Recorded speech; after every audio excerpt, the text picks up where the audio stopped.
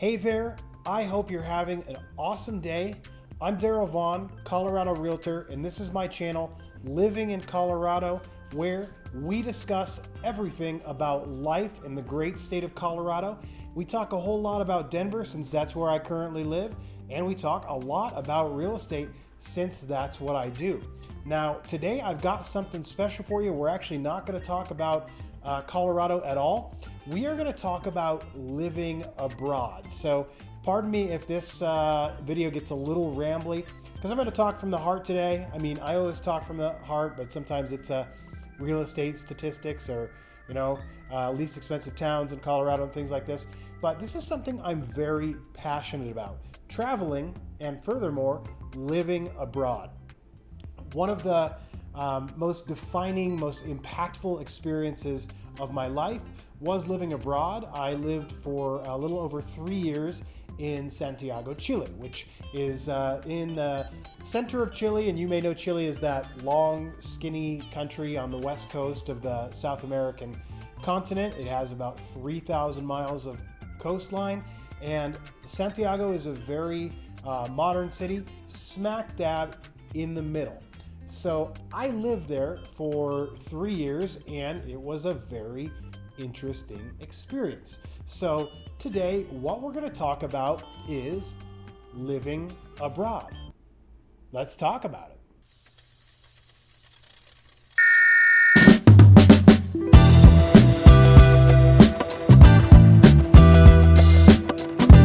So I know there are some of you out there that have thought about this before. You've romanticized and fantasized about the possibility of living in another country.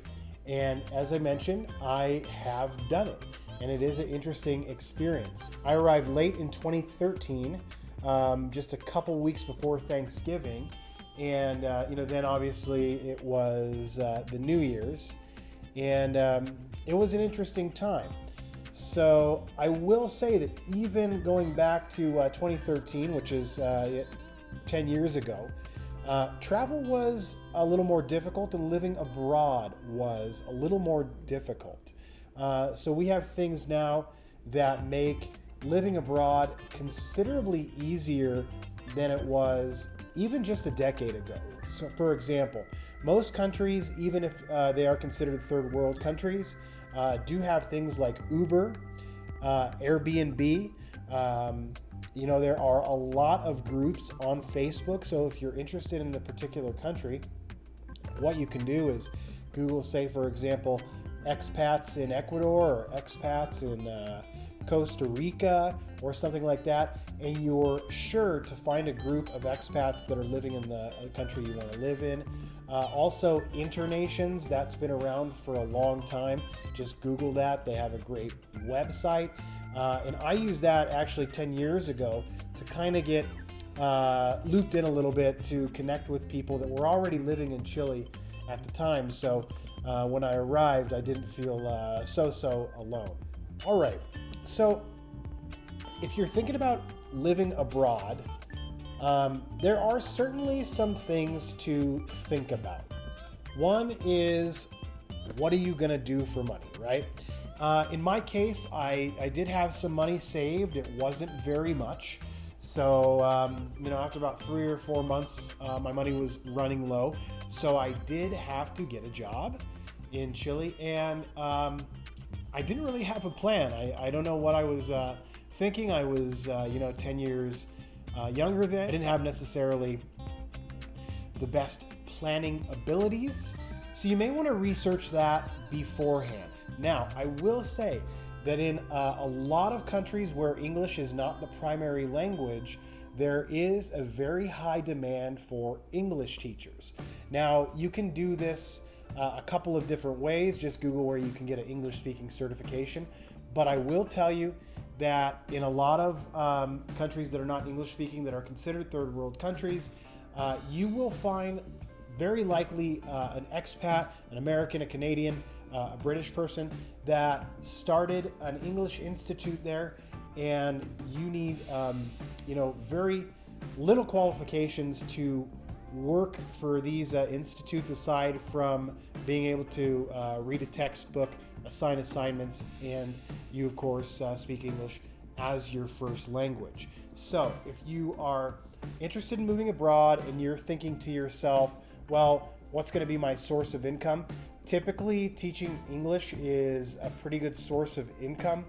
Generally, the rents in a lot of these countries that you may be considering are lower, but you are going to have some source of income, and usually teaching English is a good way to pay the bills. Now, also, it's very likely that you will come across other expats. Almost sure. There's Americans, Canadians, Scottish people, Irish people, British people, all over the planet who have decided to expatriate to another country, or they were on vacation, fell in love, had a baby, or something like that. There's all kinds of reasons why people find themselves living in countries that they weren't born in. But another option is, there's often popular expat bars and restaurants, and you may just want to check with the owner of that if they're an expat like you, if they have any open positions. I did, when I was living in Chile, work as a bartender for several months, and it was pretty good business because, you have a lot of foreigners coming in there that are very generous with their tips, because a lot of times it's a foreign currency that they're not taking back home. So that's another option as well, but I would encourage you, unlike myself, do some research, see what you can do in terms of finding work in another country. Also, you can start a business there. A lot of other countries don't have as many things as the United States. We have all kinds of options. If we have one type of pizza here, one brand of pizza, we've got 20. So it's really fascinating what other countries don't have. For example, Chile didn't have Sour Patch Kids, a candy that I really love. I don't eat it too much, but they didn't have little things like that. They don't have corn dogs.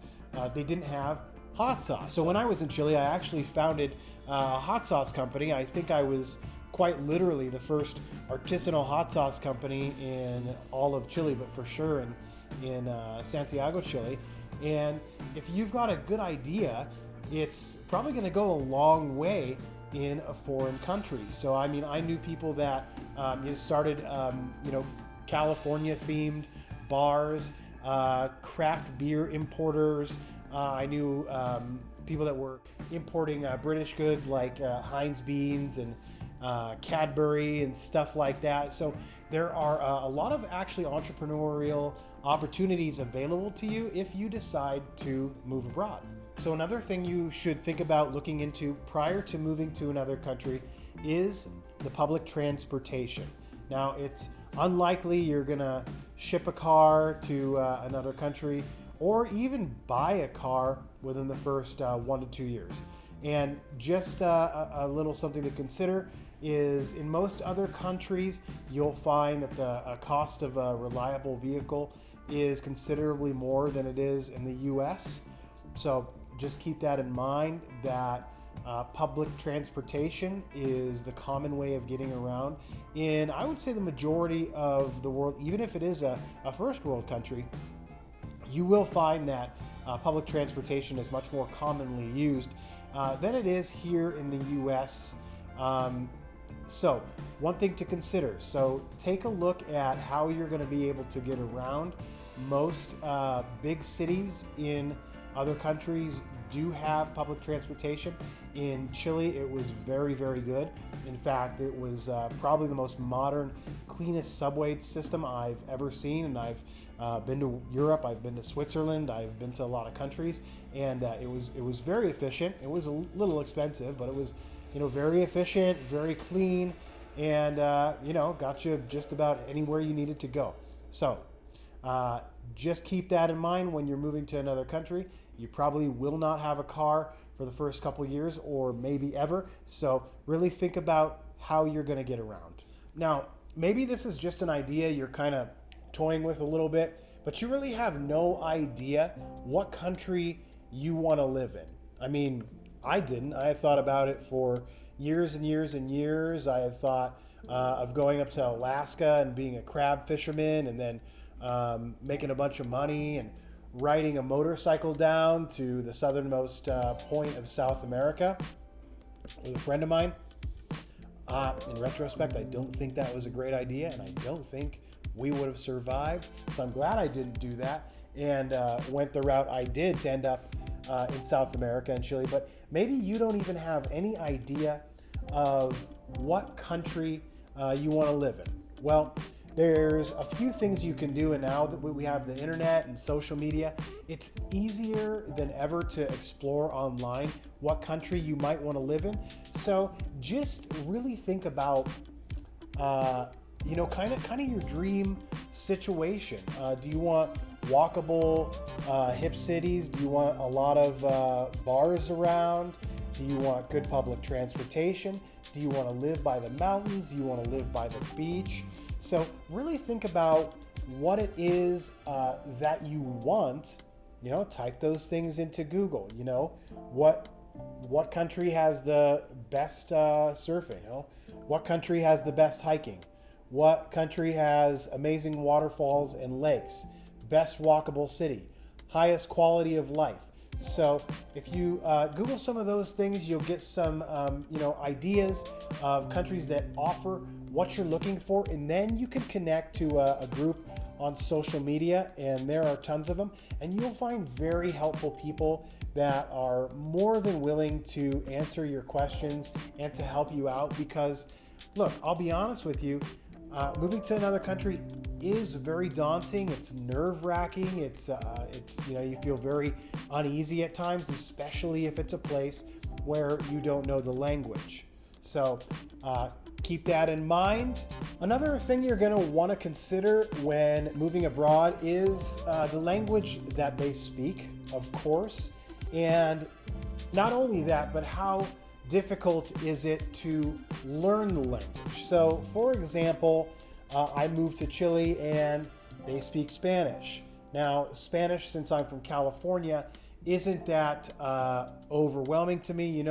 If you live in California or Colorado or a lot of places in the United States, you may commonly hear Spanish. So a few words here and there, whereas for example, if I were to go move to Germany or Czechoslovakia or Russia, I have very little grasp on those languages. So you're going to want to consider how easy it's going to be for you to learn those languages.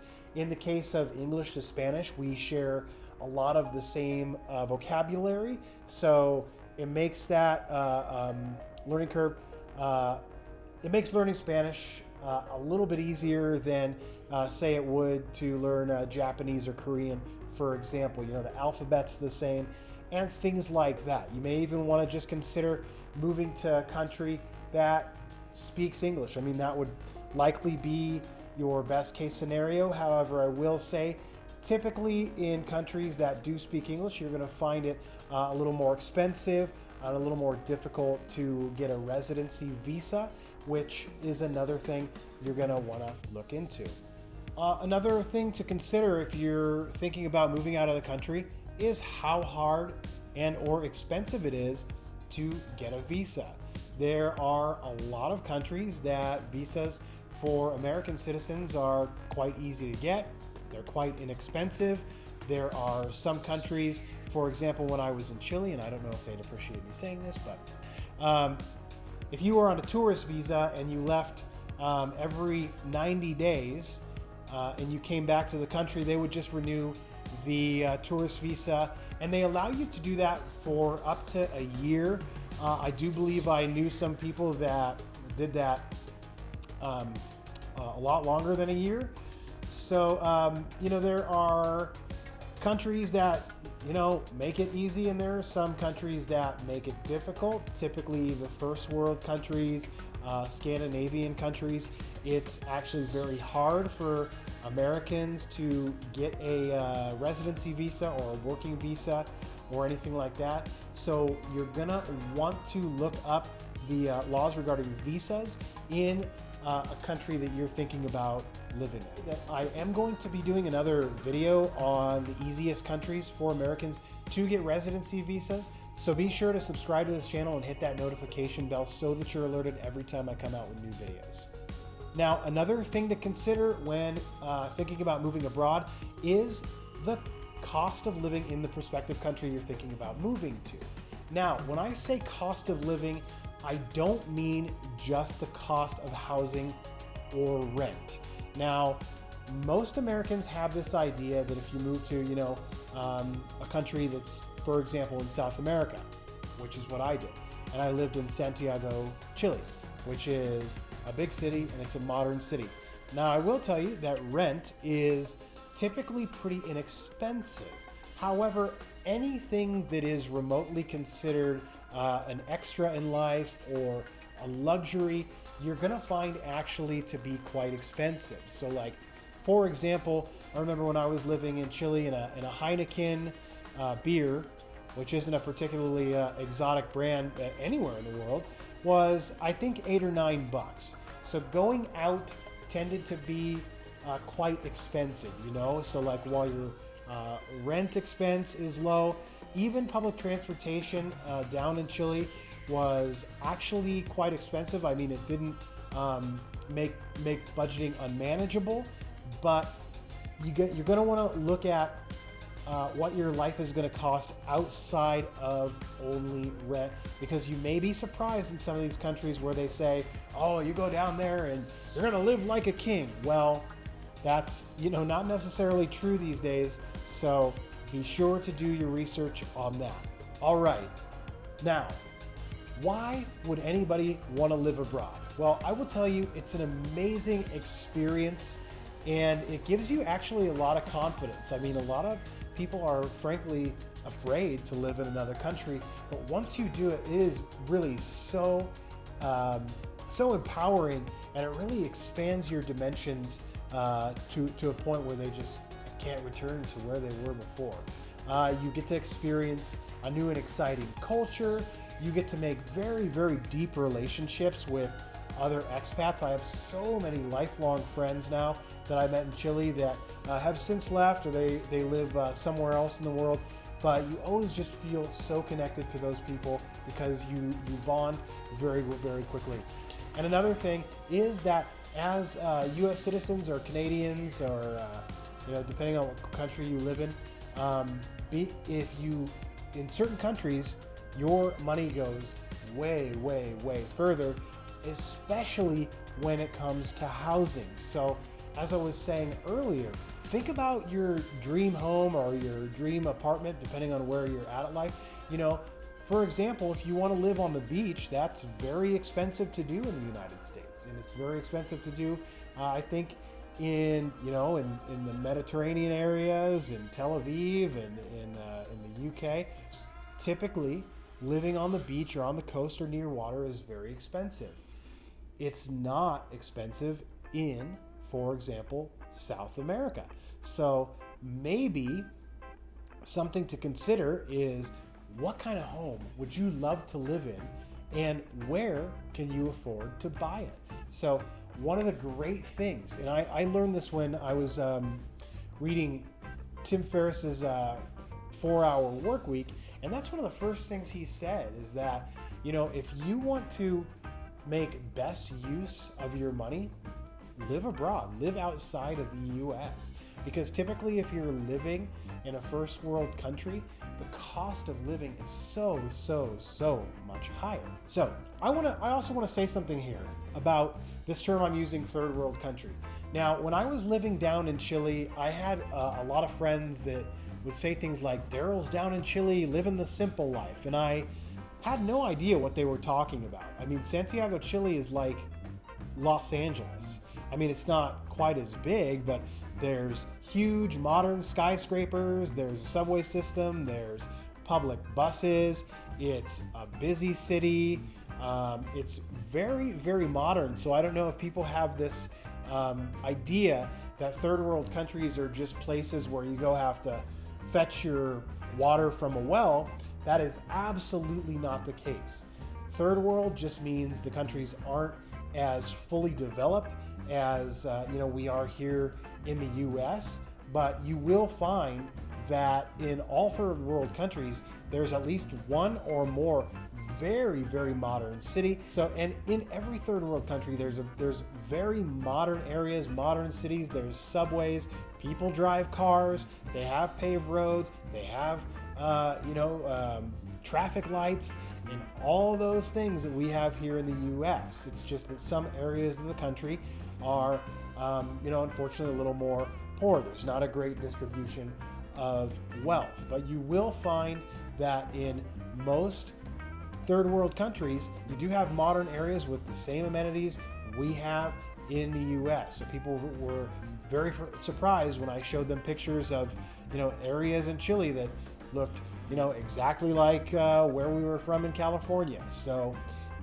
just saying, don't be afraid of the term third world. You can actually find beautiful, awesome, great places to live in countries that are considered third world.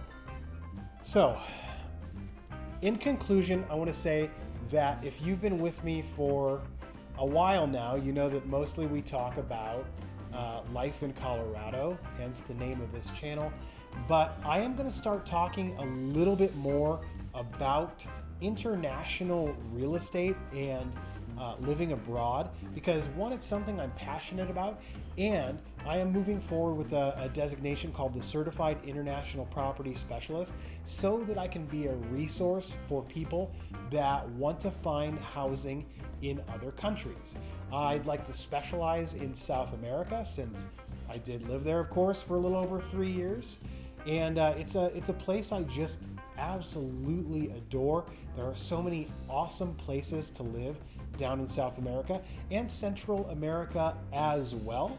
So this is going to be my my next trajectory here is to go down this path of helping people find international properties, dream properties, properties for doing business. If you want to buy a coffee farm in Ecuador, or you want to buy a horse ranch in Peru, I'd like to be able to help you do that.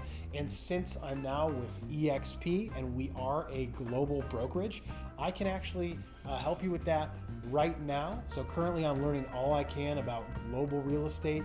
So if that's something that you are thinking about, please stay in touch with me. Drop me a comment. My contact information is in the description, as well as at the end of every video on this channel. So feel free to reach out and ask any questions. And if there's something you want to know about that you'd like me to discuss, drop it in the comments below.